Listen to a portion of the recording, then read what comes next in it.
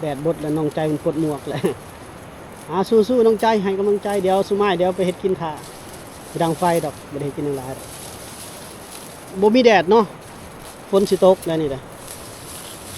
ไก่สิเต็มเลยเด้เราหูดกะถึงกระยังเลย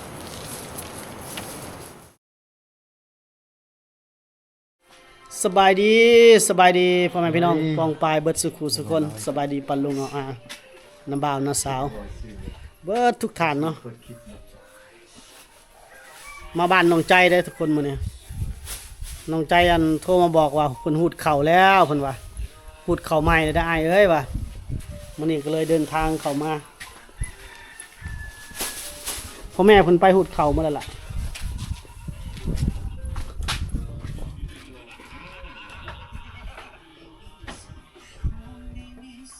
หมดเพลงแล้วเนี่ย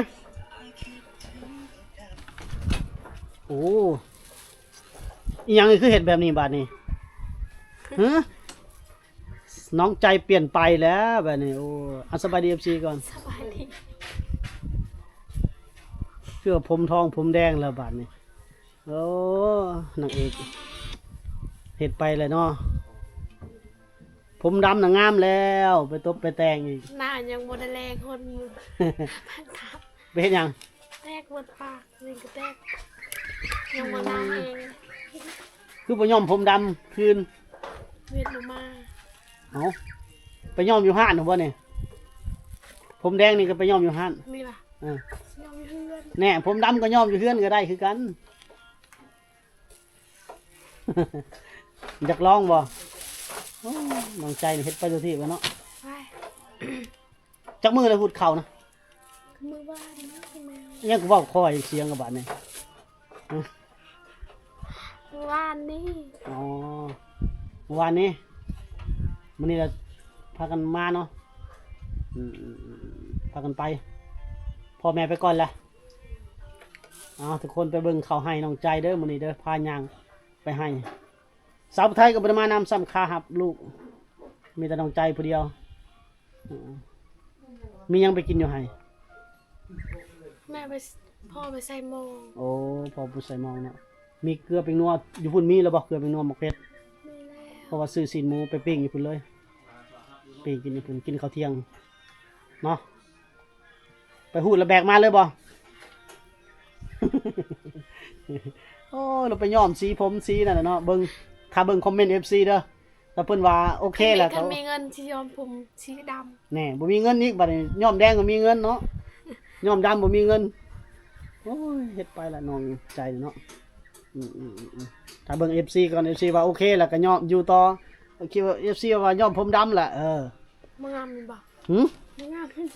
โอ้มันทะละแพร่ผมดำธรรมชาตินี่พ่อแม่เพิ่นแต่งมาให้แล้ว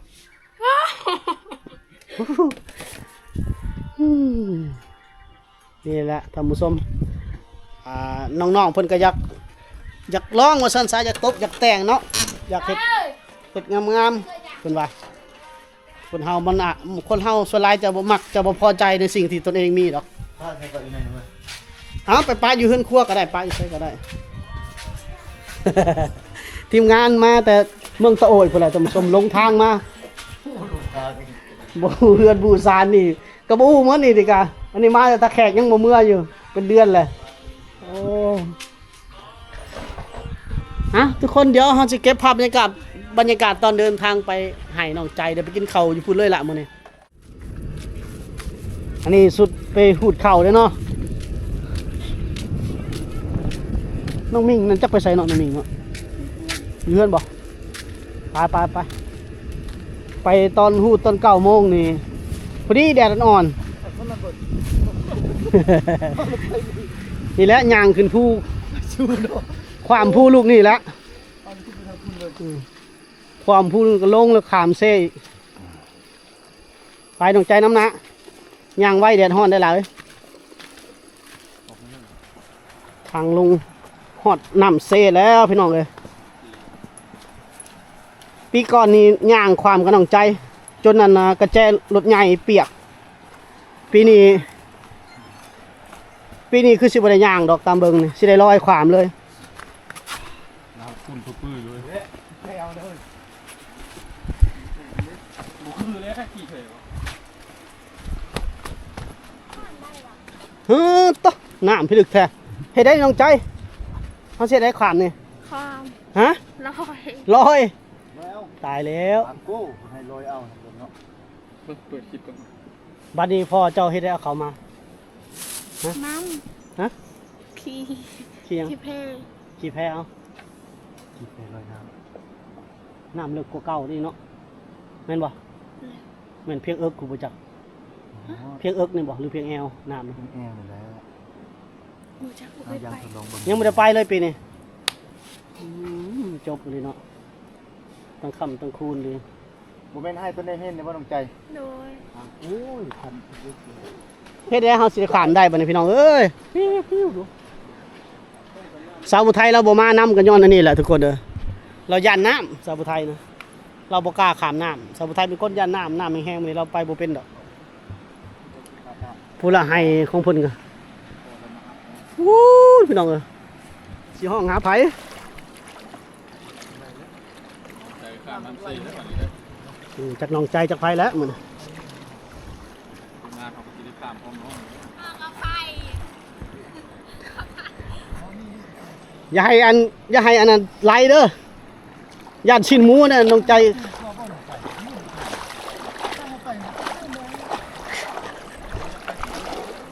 หินบักใหญ่นี่สายกระเป๋ายังอันนั้นอยู่เดี๋ยวเพ่งใส่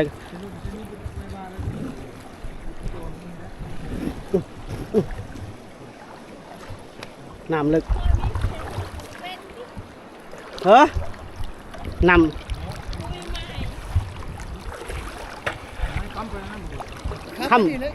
คำยังหินเด้หู้ไม่ก็ไปเบาโพด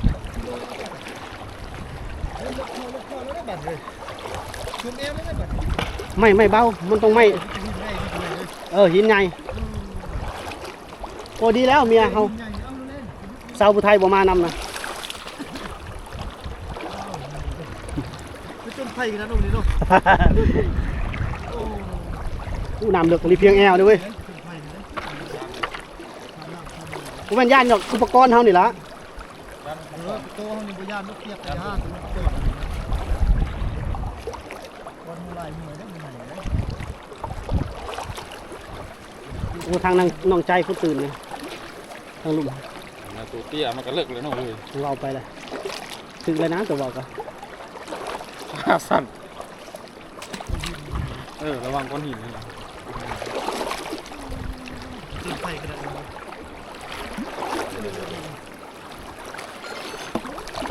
มีแต่ก้อนหินก้อนใหญ่เนาะตื่นๆแล้วแลกกับก้อนหินก้อนใหญ่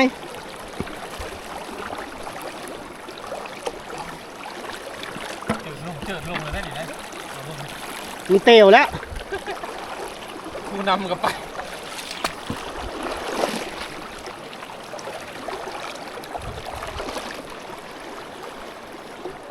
นักแต่ละปีก็เอาไปแล้วก็ดินนักพอไล่ให้เพื่อหอดให้ได้ไกล หอบหนึ่งตื่นแล้วขึ้นมาตื่นแล้วก็ ใส่ลูกแถวเนาะ ฮะ ใส่ลูกแถวตรงนี้ หมื่นกันแล้ว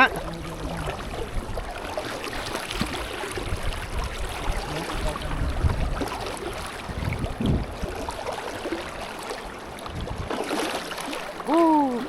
ยังจะล้มนี่นะเนาะ อย่างเดียวหั่นล่ะ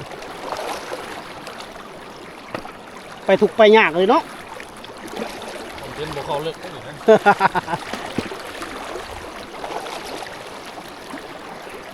มาคิดกินน้ำมัน เขาถ่ายอยู่เพื่อนก็ได้ธรรมดาเลย ถ่ายเพื่อนไปดิเขากลับก่อนเลยเอาไปถ่าย โอ้เฮ้ยขี้งอบัดกลับอีกเลยบัดเมื่อยอีกอะเขาปล่อยน้ำเขื่อนมาหลายแห้งนักแล้วเออ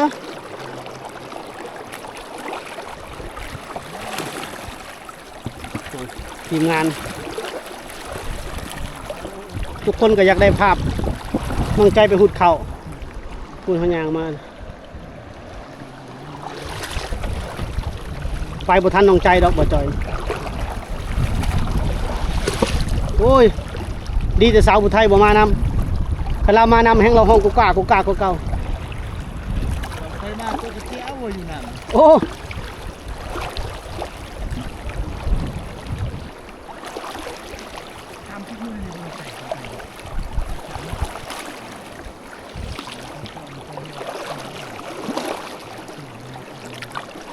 เราได้อยู่ทางหลังแล้ว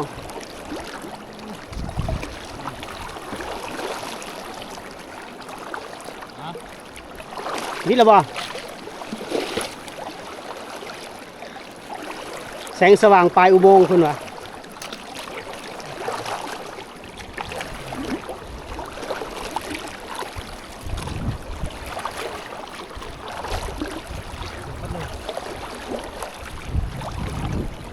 อย่าไปย่านความเปียก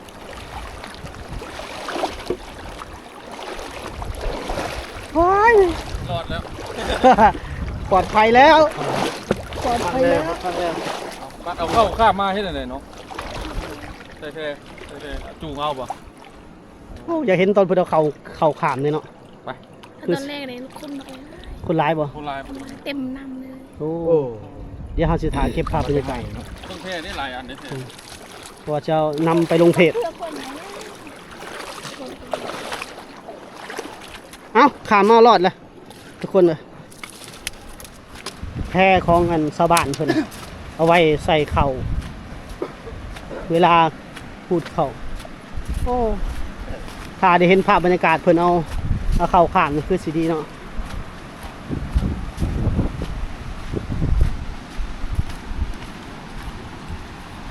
หมดละยางอีกเก้าใหญ่ๆประมาณ109ก็ฮอด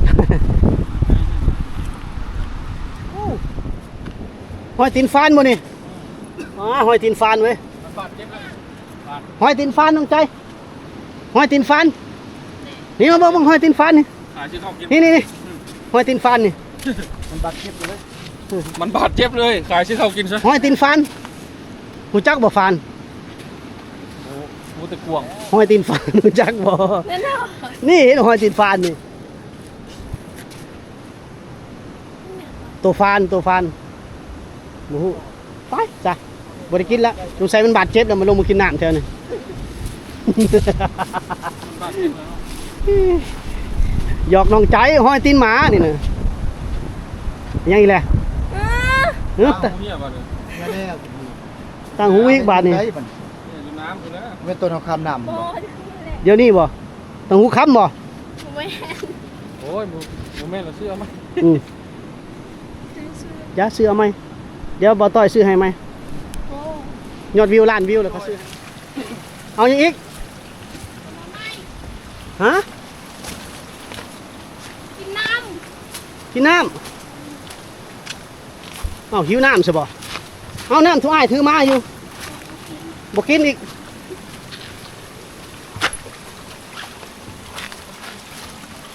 ำกินน้ำธรรมชาติ กินน้ำธรรมชาติอีก โอ้น้ำนี้เย็นเลยเนาะ น้ำก็ถือมาก็บ่กิน น้ำจากธรรมชาติเลย สาวป่าสาวเขา มีคนบอลกวงคนนึง แซ่บปะเนาะ โอ้น้ำเย็นเลยกันเลย แซ่บ ใจมาได้กินน้ำเพิ่นหิวน้ำแล้ว หิวน้ เย็นเนาะน้ำเนาะมันมีต้องน้ำร้อนเนาะอยู่บ้าน ำทางขึ้นให้น้องใจก็ธรรมดาที่ไหนมาเกยโอ้สวงนี่ลุยตลอดบ่ทันน้องใจแล้วบ่จอยนะ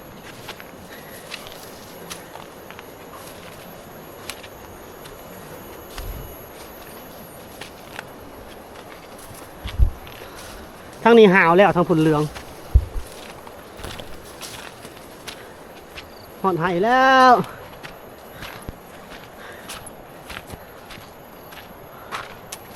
ฮักโกย โอ้ยขโมย ฮักโกยฮักโกยหาย เย็นสบายเลยน้องใจมาหมดนี่ ฮิว สบายแล้ว มันเมื่อยน้องใจฮู้ว่ามันเมื่อย มันยังเลยนี่ ฮะลามยัง กำลังลำนูบ่ ฮะโกนเด้อสิพออีไหนเอ้ยอย่าสิเฮ็ดคอนเทนต์มาบัดนี้ โตแล้วพาเฮ็ดไป โอ้ยน้องใจนั่งอยู่เฮือนก็ได้แล้วยอดวิวนะ ได้ เออ ยังสิมาสิมาลำบากเลย อันลูก แม่เขาถามจะค้ำในลูกเห็นบอกคอนเทนต์เหรอ ให้มาวางแผนแบบนี้ เออ บ่ได้เป็นคนวาง ไป เอาอยากให้น้องใจนั่งอยู่นี่ อย่าปากไปก่อน โอ้ย หอดแล้วให้น้องใจเนาะ พอแล้ว ปาดเตย่างคำห่วยแน่ย่างขึ้นผู้แน่บรรทุดเข้านี่ก็ย่างขึ้นผู้อีกพี่น้องเอ้ยพาให้พื้นบักใหญ่เนาะ ย่างขึ้นผาแน่ โอ้เตแม่มาหุดได้ก็มือสองมือบ่อ๋อเตจากมือจังแล้วหุดสำนี้ให้นะ วางเดือนหนึ่ง เดือนหนึ่งปอเตได้จักกระสอบนี่น้องใจ โอ้โหจ้ะ เขาอันนี้งามบ่เขาจะตามเคยเห็นมาเนี่ยเขาให้นี่งามบ่งามบ่บ่งามเนาะโอ้ขันงามเพิ่นสิกว่านี่เนาะนี่เนี่ยบ่งามเด้เพิ่นว่าทุกคนน่ะขันงามเพิ่นกว่านี้อีก โอ้ย นี่แหละให้น้องใจเดี๋ยวจะหน่อยอีพีต่อไปเฮาสิพาให้ท่านผู้ชมเบิ่งตอนน้องใจหูดเข่าเนาะบรรยากาศตอนเพิ่นหูดเข่าเพิ่นเฮ็ดได้ทุกคนเนาะเพิ่นบ่ได้เกี่ยวได้ เรื่อง เนาะพี่น้องเผาตรีนี่ส่วนเผาตรีนี่บ่เกี่ยวหูดเอาเนาะล่ะเนาะ โดย หูดใส่มือเอามือหูดเอาแล้วก็ใส่กระยัง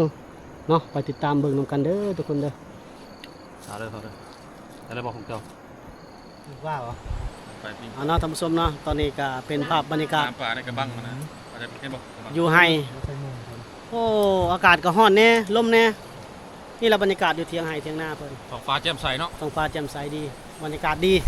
ฝนบ่ตก ใครก็ฝนตกอยู่ คักอยู่โอ้ลมเย็นมีแห้งเด้พี่น้องเอ้ย ลมบ่อย ก็ ยังดีเขาเล็บ เพื่อสิได้บรรยากาศแบบนี้ภาพแบบนี้ก็เนาะต้องย่าง เต็ม ประมาณกิโลนึงขามน้ำเซอีกเนาะขึ้นเขาอีกมันโอ้โหลุยพาน้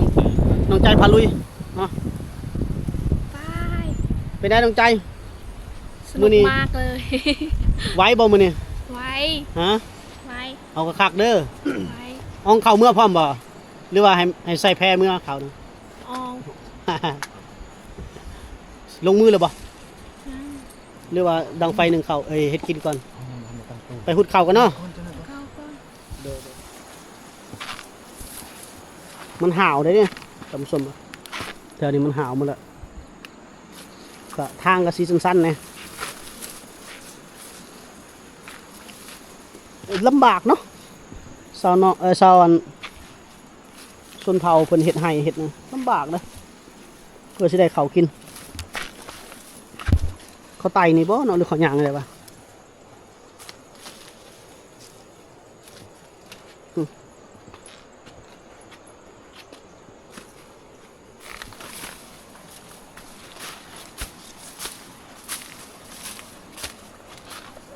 อุ่นน้องใจหยังก่อนแล้วโอ้มื่นโอ้เป็นตาได้เนาะ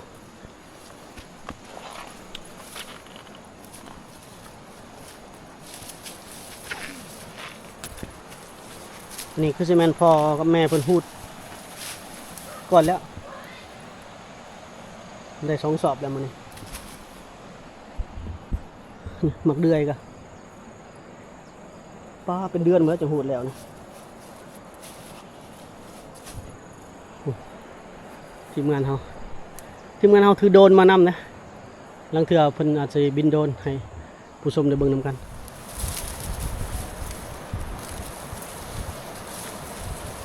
ภาพบรรยากาศน้องใจเพิ่นพามาหูดเข่ามื้อนี้เนาะทางด้านหลังก็เป็นน้ำเซบรรยากาศดีขนาด ตก น้ำตกพร้อมเนาะคู่ปี้แล้วน้องใจหูดเข่าเนาะน้องใจเนาะ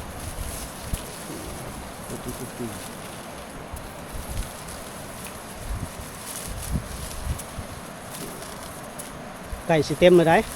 ไก่สิครึ่งเลยเนาะไก่สิครึ่งก็ยังเลย มันเครื่องตี ไก่แล้ว เครื่อง เ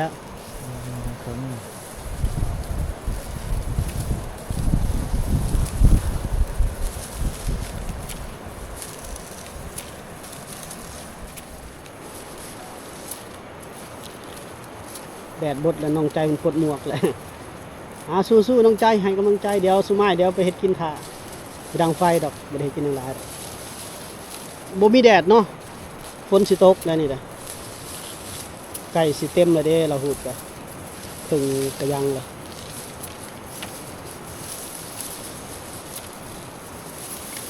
ธรรมดาบ่เมื่อยบ่หรือปกติมันบ่มีแดดเนาะมันก็พออยู่พอสู่อยู่คันแดดนี่โอ้บ่ไหวละ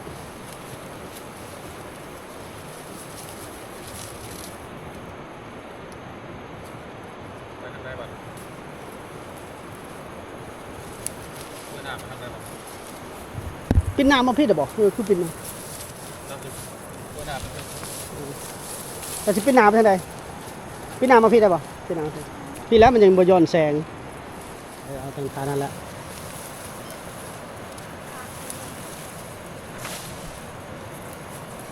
เอาเลย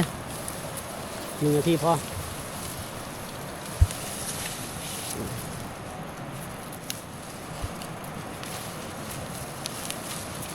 โอ้เราไม่ได้ อ่านหูดเข่าปีนขึ้นภูเนาะมันก็แบบนี้แล้วเนาะถ้าปีนหัวลงนี่สิน้องใจ หัวซักลง เนาะเพิ่นเฮ็ดให้ตามอยู่บนภูเขาก็แบบนี้แหละ เดี๋ยวไปชิมาหูเข้าซอนใจ อืม ยังเป็นเดือนคุณทั้งแล้ว โอ้พอแห้งทีมงานเฮาก็ยังสามารถกลับมาถ่ายทำแล้วถ่ายทำอีกถ้าข้ามน้ำมาไว้เนาะ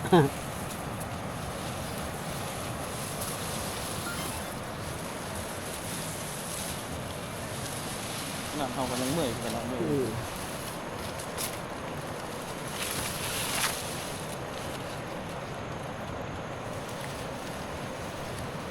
วงเข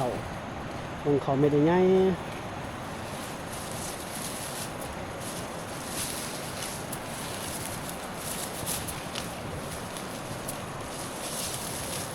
ี่ยบรรยากาศอยู่ให้น้องใจ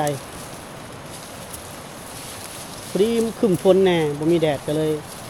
เห็นให้ทีมงานกับน้องใจมากับเชื่อบ่ฮ้อนบ่อบอ้าวปานใด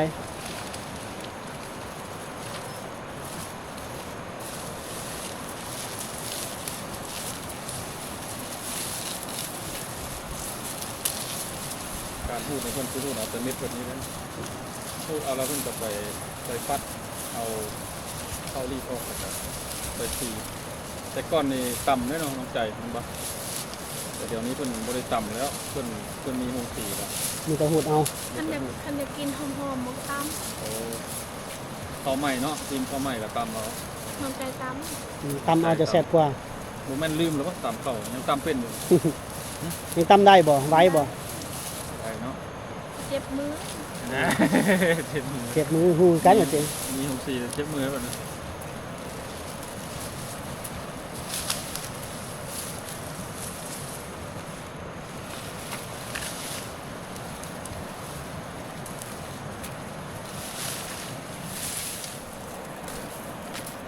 ครับบรรยากาศชาวบ้านหรือว่าแม่น้องใจเป็นมาหูดเขาเนาะ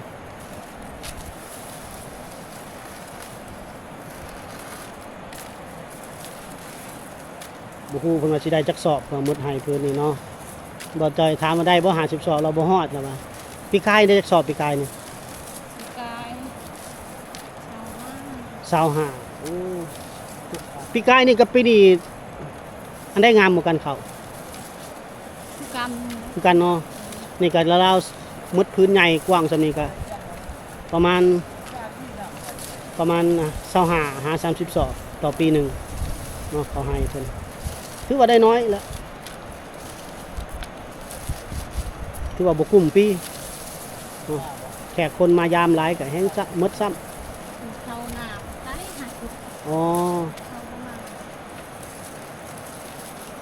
ได้หน่อยงามเขา เนาะ โดย ตอนน้อยๆแม่นแล้วค่อยมางามปัดใหญ่บัดมาแล้วมันบ่งามบ่เป็นเข้าเนาะบ่เป็นหมากว่าซั่นซะ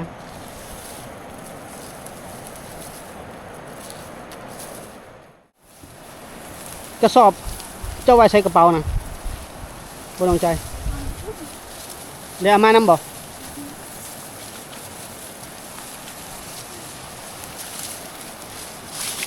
เดี๋ยว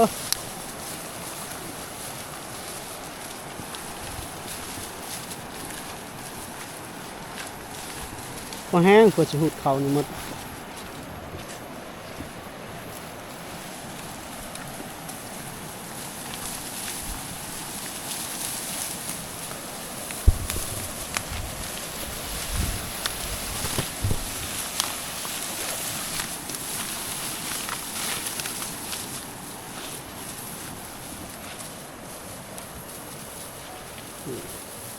น้องเพิ่นหูดมาแล้วก็มาใส่กระสอบอยู่นี้ปกตินี่จะหูดเต็มบางคนก็หูดเต็มถ้ามันหนักจองแอวไรก็มาเอามาไว้ก่อนเนาะน้องใจเนาะ